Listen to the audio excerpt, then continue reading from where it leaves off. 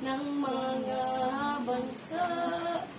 Ang puso ko'y nagpupuri sa Panginoon. Nagagalak ang aking espiritu sa aking tagapagligtas.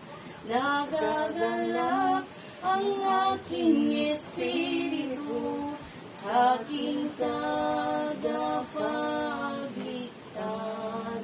Sa ngalan ng Ama, Anak, Espiritu Santo. Amen. Panalangin. O Ina ng Diyos at Ina namin, Mariang pinagpala, inalulugod at pinagkapupuri namin ang pagdalaw ng ito sa aming maralitang tahanan na iyong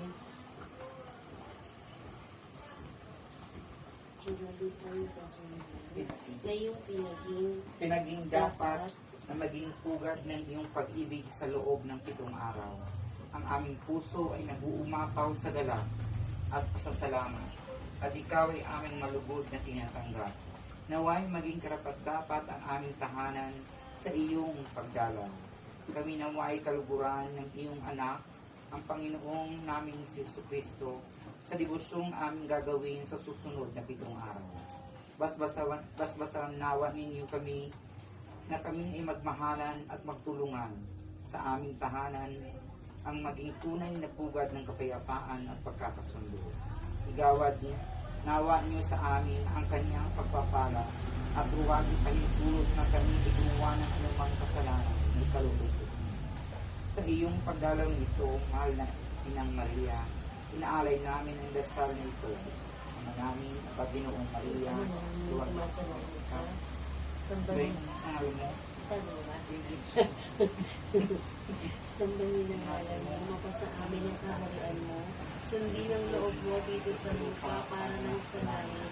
Bigyan mo kami ng aming kakanin sa araw-araw, at tawarin mo kami sa aming mga sala, para ng pagpapatawad namin sa nagkakasala sa amin.